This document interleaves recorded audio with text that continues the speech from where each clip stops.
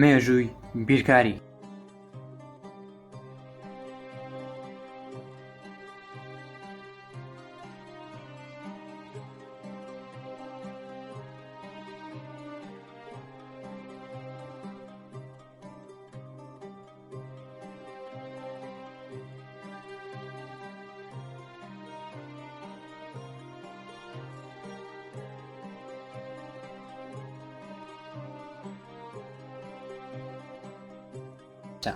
لە سۆمەری میسۆپۆتامیای سەری هەڵداوە.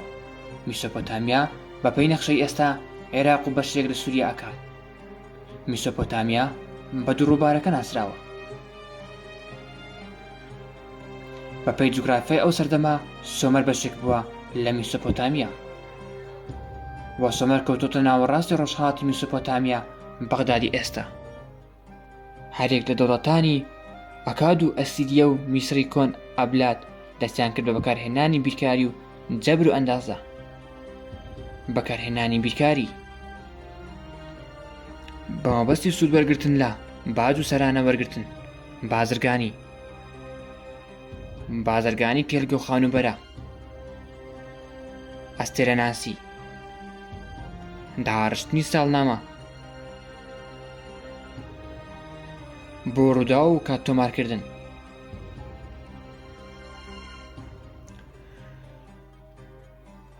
بە خوێندنکردنی بیرکاری لە 600 سەدەی پێش زاین دەستی پێکرد لە یۆنان لەلایەن فیساگۆرسمەوە بە سەرپەرشتی زانای بەناوبانگ فیساگۆرس.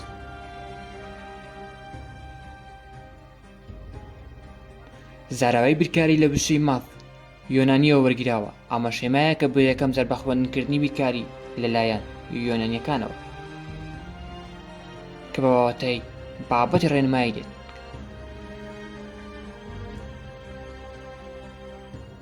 بیرکاری یۆنانی ڕێگەکانی پخت کرد بە بەکارهێنانی هەرکاری، وەک شێوەی تەنە ئەندازەیەکانیان بەکارهێنا: سێگۆشە، قوچەک، چوارگۆشە، بازنە، لولەک، شەشپاڵ و شەشلا.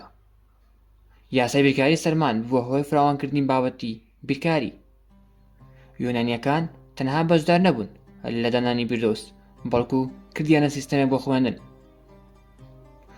ڕۆمانی دێرین بیرکاریان بەکارهێناوە بۆ دروستکردنی ساڵنامەی مانگ و خۆر، پێکهاتەی ئەندازەیی، ئەندازیاری میکانیکی، کتێبی ژمێریاری حیساب لەگەڵ هونەر و پیشە.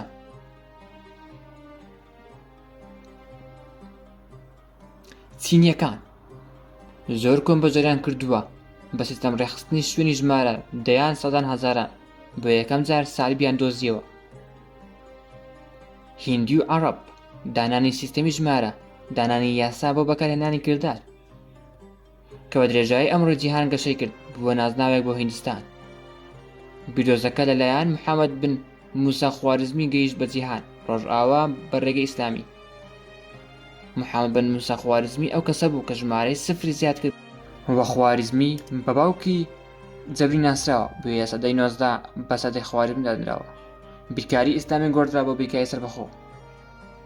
نووسینی یۆنانی و عەرەبیەکان وەرگدرا بۆ لاتینی لە سەدەی 12 بۆ 15 بە جیهانە بڵاو بووەوە. هەندێک زانای بیرکاری پەرەسەندنی بیرکاری نوێ دەستی پێکرد: کارل گاوسی فریدریک ئەڵمانی کاڵکاری کرد لەسەر خاڵی بێگەیشتنی دوو ڕاستەهێڵ، ئەندازە نزیکبوونەوە بازنە.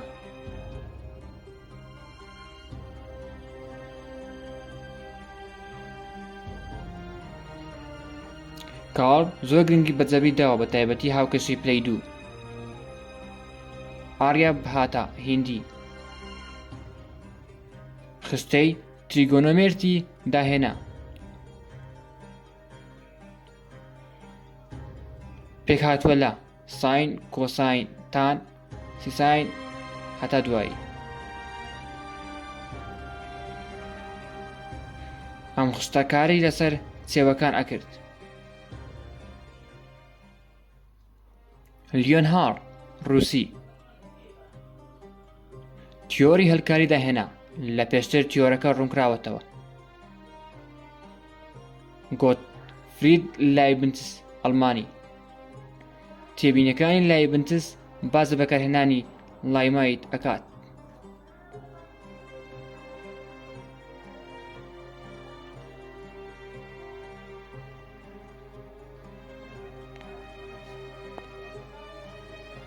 فیساگۆرس یۆنانی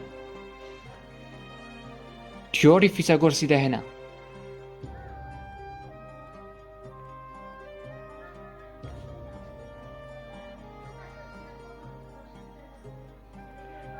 ئیبراهام دیمۆڤر فەڕەنسی بەهۆی بیردۆزەکەیەوە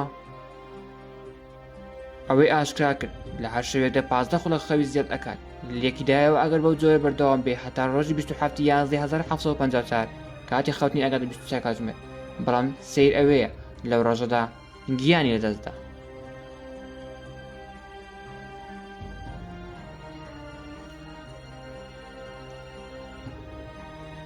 تێبینی خۆت بڵێ لەسەر ئەم بابەتە لەبیرت نەچێت سەبسکرایبی چەناڵەکەمە بکەی وەرتەکنەلۆجی و بۆ ئەوەی هەردەم پێشەنگ بین لە بواری زانست و زانیاری.